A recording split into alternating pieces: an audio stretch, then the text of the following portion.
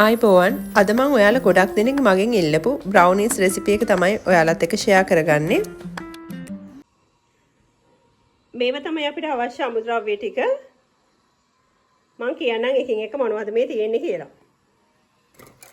බ්‍රවුනීස් හදන්න කලින්ම ඕගොල්ලෝ මෙන්න මේ මම මෙන්න මේ මොනවද කියලා කියනනම් මේකට තමයි අපි කියන්නේ කප් සෙට් එක කියලා. ඉතින් හැම ගෙදරකම මෙන්න මේ වගේ කප් සෙට් එකක් වගේ මෙන්න මේ ස්පූන් සෙට් එකක් තියෙන එක හරි වටිනවා. මොකද සමහර කෑම අපි හදනකොට අපි ග්‍රෑම් වලින් මෙෂර් කරන්නේ නැහැ. මෙන්න මේ කප්ස් වලින් මෙෂර් කරන කෑම තියෙනවා.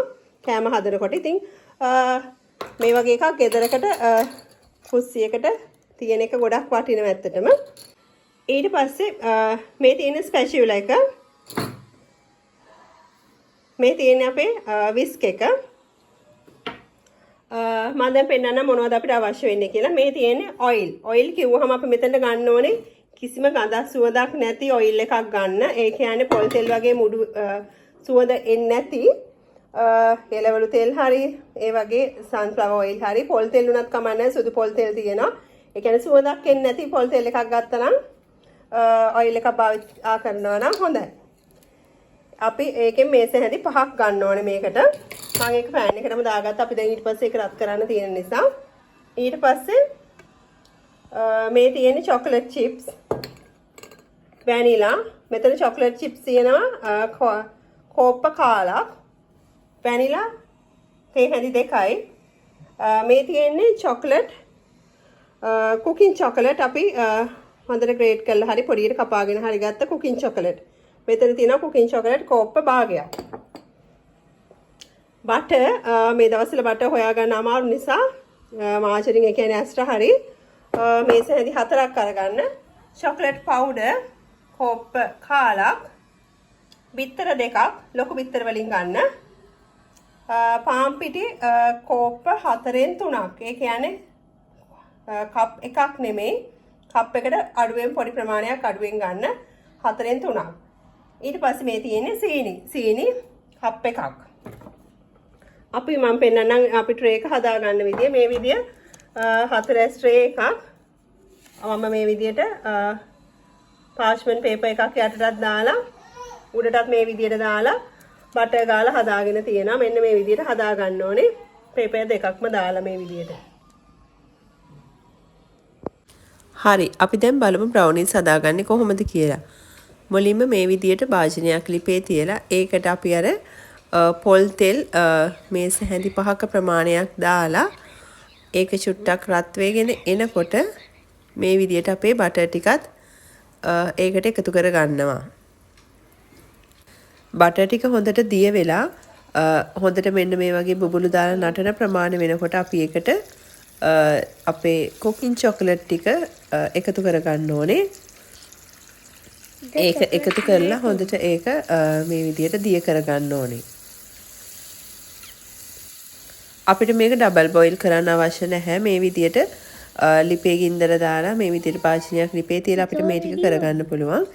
ඊට පස්සේ හොඳට දිය කරගත්ත කුකින් චොකලට් ටික මෙන්න මේ විදියට අපි භාජනේ මාරු කරලා වෙන භාජනයකට දාගෙන ඊට පස්සේ අපි සීනි ටික එකතු කරලා දිය කරගන්න ඕනේ. ඇත්තට මේ වෙලාවේදී සීනි හොඳට දිය වෙන්නේ නැහැ.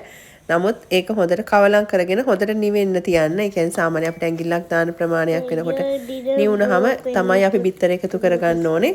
රස්නෙන් කොයි වෙලාවකවත් බිත්තර එකතු කරගන්න එපා. මොකද බිත්තර කුක් වෙන්න බලනවා. ටිකක් නිවුනට පස්සේ මේ විදියට බිත්තර දෙක එකතු කරගන්න ඕනේ. ඊට පස්සේ ඒක හොඳට මික්ස් කරගන්න ඕනේ. අන්න ඒ වෙලාවේදී අපිට තේරෙනවා මේකේ සීනි ටිකක් දිය වෙලා යනවා වගේ. yes. ඊට පස්සේ අපි මේ විදියට වැනිලා ටික එකතු කරගන්න ඕනේ.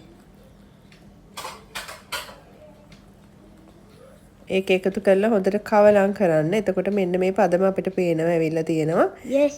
ඊට පස්සේ අන්තිමට අපි පාන් පිටි එකතු කරගන්නවා මේ විදිහට චොකලට් පවුඩර් උත් එක්ක. හැම වෙලාවෙම පාන් පිටි චොකලට් පවුඩර් එකතු කරනකොට මේ විදිහට හලා ගන්න. තුන් පාරක් හලන්න අවශ්‍ය නැහැ. මේ විදිහට දෙකම එකට එකතු කරලා එකපාර හලාගෙන භාජනයකට දාගන්න. අපිට ඇත්තටම මේ බඩු ටික ලෑස්ති කරලා තිබ්බනම් ලොකු වෙලාවක් යන්නේ නැහැ. මොකද එක භාජන ගොඩක් නාසි වෙන්නේ නැහැ. එක භාජනෙන් මේ විදිහට හදා ගන්නත් පුළුවන්. ඊට පස්සේ මෙන්න මේ විදිහට අපි හැමින් පාන් පිටි වටේ හිරෙන්නේ නැති විදිහට ඒක මික්ස් කරගන්න ඕනේ. පාන් පිටි මික්ස් කරාට පස්සේ අපිට අන්තිමට මෙන්න මේ පදම පෙන්වන්න ඕනේ. ගොඩක්ම දියාරු වෙලාවක් කෙරෙන්නේ නැහැ. ටිකක් ඝනකම් ප්‍රමාණයට.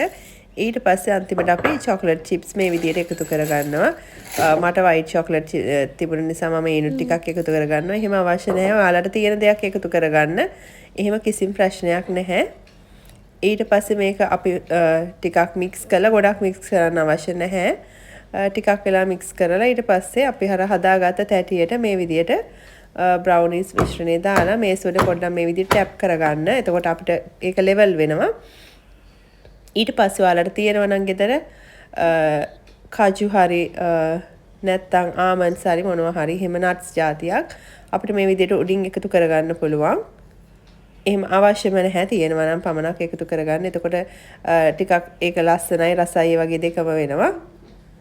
ඊට පස්සේ අපි මේක oven එක ප්‍රීහීට් කරනවා සෙල්සියස් අංශක 200ට ප්‍රීහීට් කරපු oven එකේ විනාඩි 30ක් බේක් කරගන්න ඕනේ. බේක් කරාට පස්සෙත් අපිට ඕන නම් ටිකක් අර සොෆ්ට් එකට කන්න කැමති කෙනෙක් නම් ඒ වෙලේ අරගෙන කපලා ගන්න පුළුවන්. නැත්නම් තව චුට්ටක් වෙලා oven එකේම විනාඩි 10ක් 15ක් තියාගන්න. මම ඔයාලට පෙන්නන්න මොනවද මේ චොක්ලට් කියලා. මම මෙන්න මේක තමයි කුකින් චොක්ලට් එක ගන්නෙ. ඩාර්ක් චොක්ලට් එකක්. ඒක කෑලි වගේ තියෙන්නේ. මේක තමයි වයිට් චොක්ලට් එක. ඒක චිප්ස් වගේ අපිට ලබා ගන්න පුළුවන්. මේ තියෙන චොක්ලට් චිප්ස් එක චොක්ලට් පාටින් ගන්න එක. මේ තියෙන්නේ ඒ වගේ මං ගන්න බ්‍රෑන්ඩ්. මේක වයිට් චොක්ලට් එක. මේ තියෙන්නේ චොක්ලට් චිප්ස් එක. එතකොට මේ තියෙන්නේ කජු එක. මේ තියෙන්නේ oven එකේ විනාඩි 30කුත් තව විනාඩි 10ක් වගේ තිබ්බට පස්සේ මම මගේ බ්‍රවුනිස් එක බාගත්තට පස්සේ මෙන්න මේ විදිහට පේන්නේ. ඔයාලට පේනවා ඇති ඒකේ උඩ පොඩි ක්‍රස්ට් ගතියක් තියෙනවා. ඒ කියන්නේ වේලලා පොඩි නිකන් ඉරිතල්ල ගතියක්. එතකොට තමයි බ්‍රවුනිස් වල නියම පදම කියන්නේ මෙන්න මේක. ඉතින් මේ වෙලාවේදී අපිට මේක අරගෙන අපි කෑලි කපා ගන්නවා නම් මේ පොඩ්ඩක් පරිස්සමින් තමයි කෑලි කපා ගන්න ඕනේ. මුලින්ම මේ විදිහට කෝලින් ට්‍රේ එකකට අයින් කරලා ඊට පස්සේ අපි මේ පාවිච්චි කරන පිහිය උණු වතුරෙන් දාපු වාජනයක දාලා ඒක පොඩ්ඩක් රත් කරගෙන තමයි කපන්න ඕනේ කෑලි. නැත්නම් කෑලි කැඩෙන්න බලනවා. ඉතින් මේ පරිස්සමට කෑලි කපා ගන්න ඕනේ. ඉතින් කෑලි කපා ගත්තට පස්සේ මෙන්න මේ විදිහට තමයි පේන්නේ. ඉතින් හරිම රසවත්. ඔයාලත් හදලා බලන්න. මගෙන් ගොඩක් දෙනෙක් ඉල්ලලා තිබුණා මේ බ්‍රවුනිස් රෙසිපි එක. ගොඩක් චූටි බබාලා ඉල්ලලා තිබුණා. ඉතින් ඒක නිසා මේ විදිහ හදලා බලන්න හැමෝම ආස වේවි. බොහොම ස්තුතියි මාත් එක්ක එකතු වෙලා හිටපු හැමෝටම සුබ දවසක් වේවා.